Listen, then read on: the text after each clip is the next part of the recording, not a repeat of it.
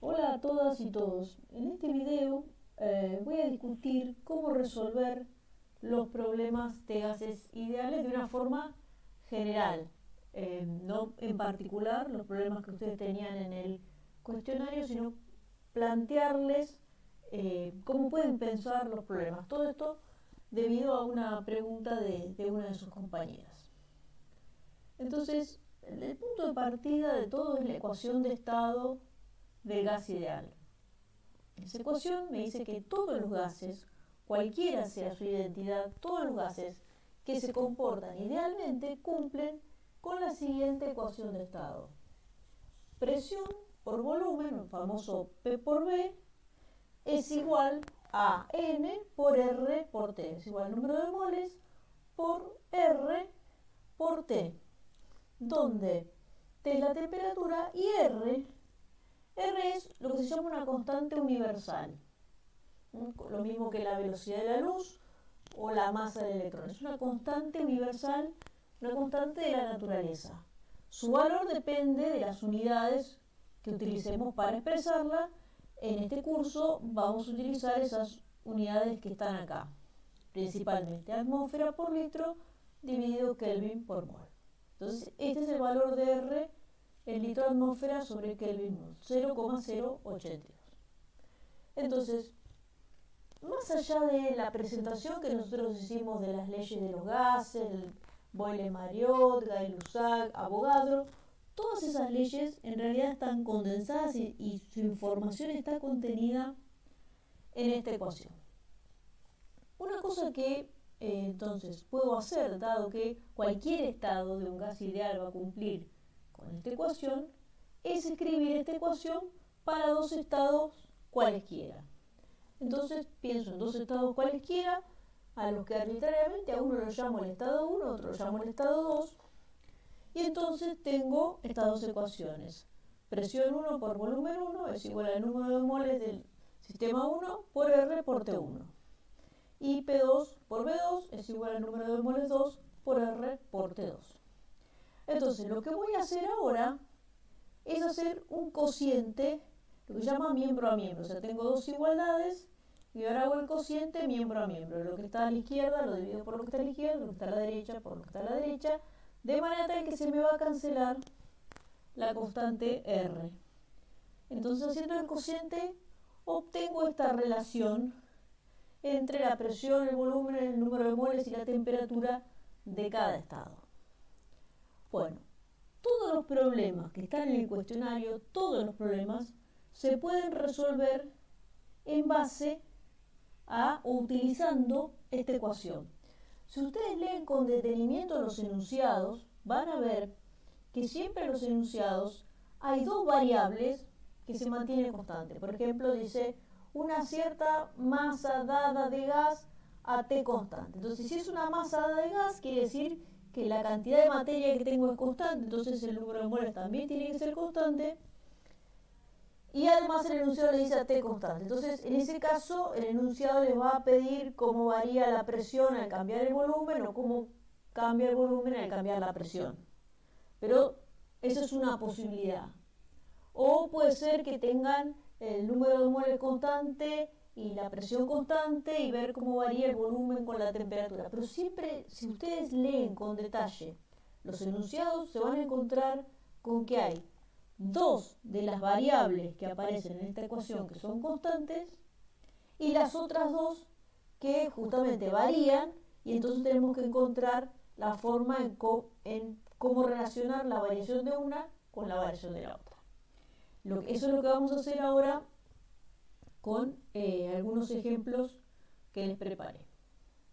Entonces vamos a tomar un ejemplo que yo llamé ejemplo 1, en el cual la temperatura y el número de moles son constantes.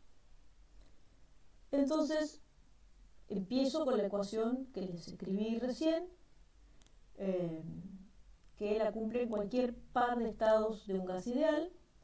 Y ahora lo que voy a hacer es, fíjense, cómo el número de moles es constante. Ya no hace falta que yo diga N1 y N2, porque N1 es igual a N2 y es igual a una cantidad que yo llamo N directamente. No necesito distinguir entre el estado de 1 y 2 porque n es el mismo. Y lo mismo con la temperatura, ya no necesito poner T1 y T2, pongo simplemente T y no hay distinción entre los estados. Entonces, habiendo hecho esto, yo me doy cuenta que acá me queda el numerador y el denominador igual, o sea que lo puedo cancelar, de manera tal que obtengo que P1, B1 dividido P2, B2 es igual a 1, o lo que es igual, pasando este denominador que está acá, lo paso a la derecha multiplicando, me queda P1 por B1 es igual a P2 por B2, que esta es la expresión más común para la ley de Boyle y Mariotte. Entonces, ¿cómo sería un ejemplo de un problema en donde necesitamos, digamos, no podemos, sino que tenemos que aplicar esta ley? Por un ejemplo sería, ¿qué ocurre con el volumen de un gas si triplico la presión a T y N constantes? Entonces, si tuviera un problema así como este que está acá, fíjense que me están diciendo T y N constante, o si una masa de gas triplico la presión a temperatura constante, eso también podría ser el enunciado. Comenzamos escribiendo la ecuación de Boyle y Mariotte. Ahora lo que me dice el enunciado es que la presión se triplicó, o sea que si yo vamos a llamar 1 a la presión que yo tenía inicialmente, la presión 2 es el triple, o sea 3 veces P1, P2 es 3P1.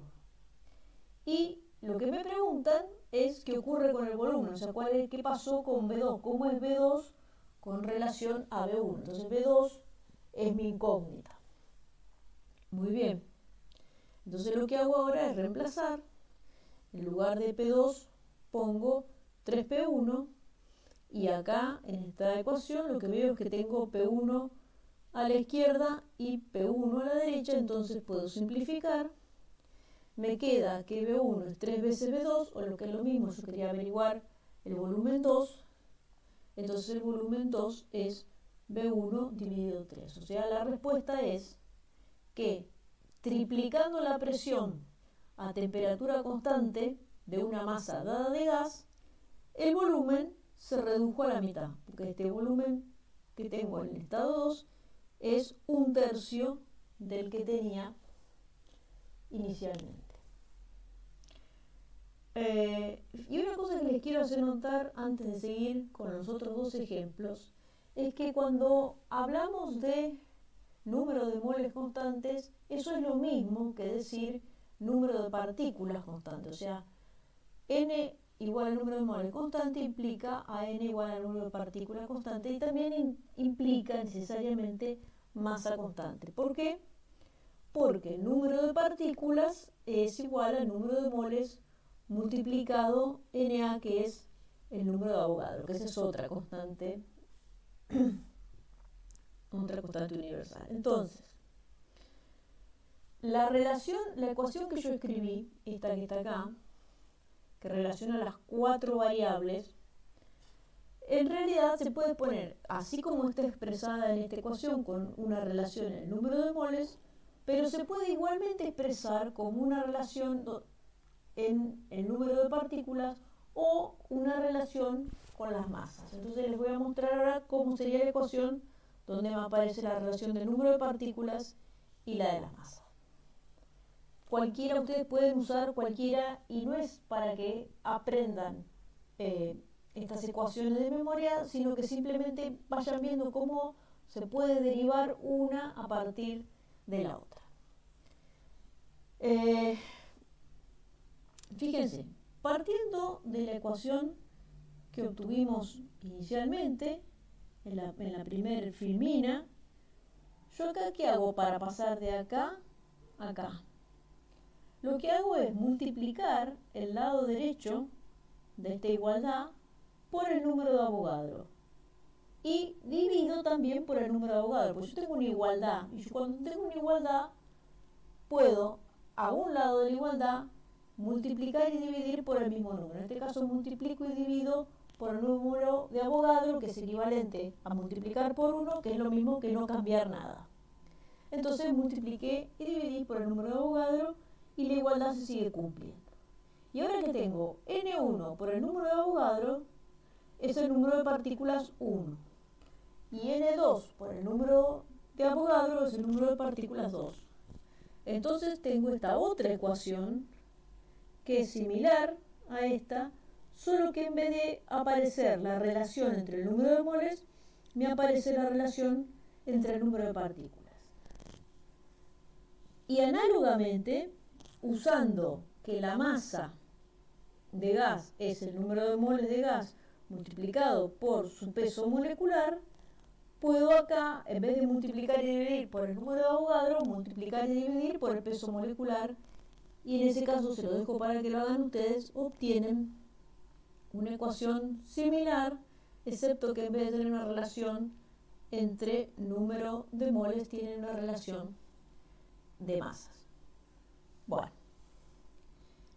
esto porque capaz que un problema les puede decir una masa dada de gas en vez de decirle un número constante de moles, o un número constante de partículas. Todo eso, siempre estoy hablando de la misma cosa. Entonces, vamos a ver el siguiente ejemplo, un ejemplo en el cual el volumen y el número de partículas, o el volumen y el número de moles, se mantienen constantes. Entonces, comienzo escribiendo la ecuación que dijimos en la primera filmina podíamos usar para resolver todos los problemas. Y ahora, en lugar de diferenciar entre B1 y B2, voy a poner simplemente B, porque B es una constante. Y en lugar de diferenciar entre N1 y N2, voy a poner simplemente N, porque N también es constante. Y ahora hago las simplificaciones del caso.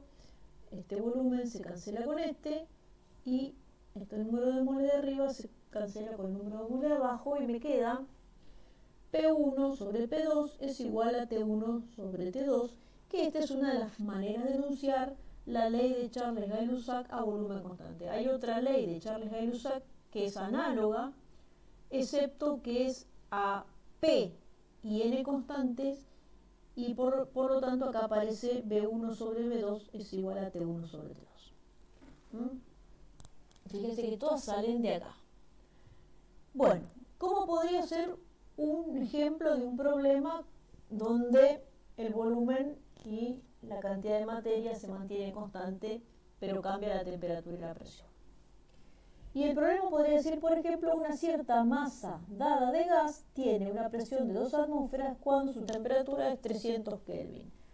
¿Cuál será su presión a 520 Kelvin si B es constante?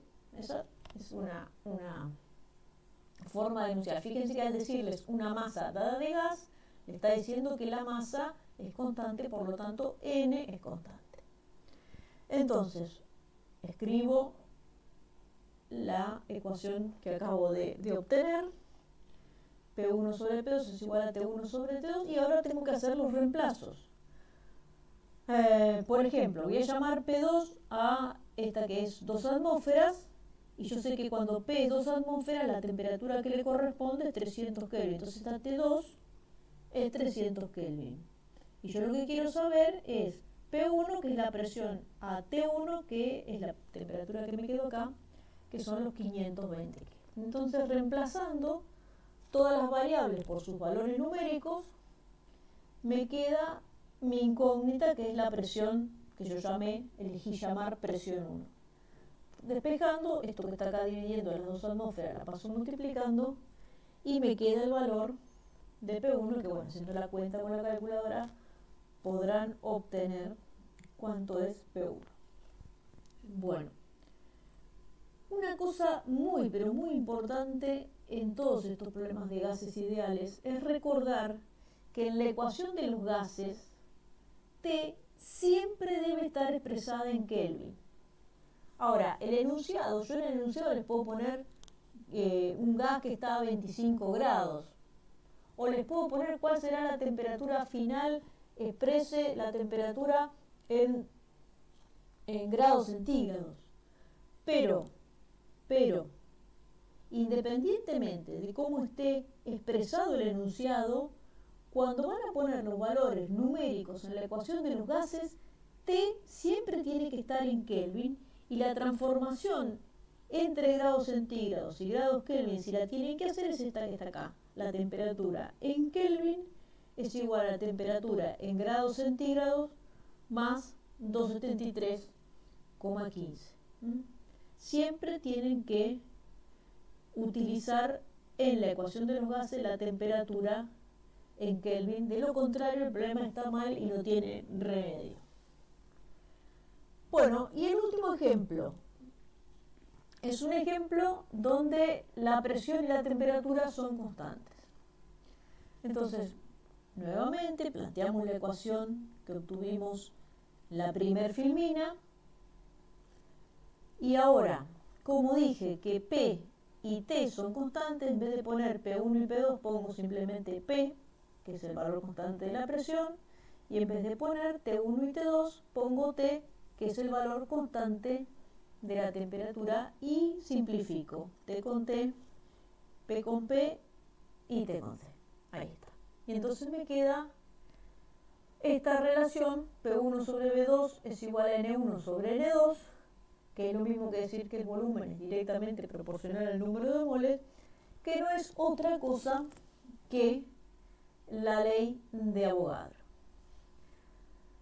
Entonces, un ejemplo de un problema donde tenemos que aplicar la ley de Avogadro sería el siguiente. Dos recipientes son mantenidos a igual presión y temperatura. Si el volumen de uno de ellos es el doble que el del otro, ¿cuál es la relación entre las masas de gas de cada recipiente? Entonces fíjense que yo acá describí la ley de Avogadro en función de la relación del número de moles, y el problema me dice cuál es la relación entre las masas. Entonces lo que tengo que hacer es transformar esto en una relación entre las masas, pero ustedes ya lo saben cómo hacer, porque lo único que tienen que hacer es multiplicar y dividir por el peso molecular, y de esa manera transforman N, número de moles, en M, las masas, y les queda esta expresión que está acá. Muy bien, entonces me dice que el volumen de uno de ellos es el doble que el del otro. Entonces vamos a suponer B1 es el doble de B2. Y yo con eso tengo que sacar cuál es la relación de las masas. Entonces en lugar de B1 pongo 2B2 y cancelo el volumen 2 y me queda que M1 sobre M2 es igual a 2, o lo que es lo mismo, la masa del sistema 1, el sistema que tiene el volumen más grande, es el doble de la masa del sistema 2. O sea, el sistema que tiene el doble de volumen es el mismo que tiene el doble de la masa. Bueno, y para terminar, algunas cosas que es importante que tengan en cuenta al momento de hacer los problemas de gases. Primero, no hace falta que recuerden el nombre de las leyes, o cuál es la de Gay-Lussac, cuál es la de Boyle-Mariotte, cuál es la de Avogadro.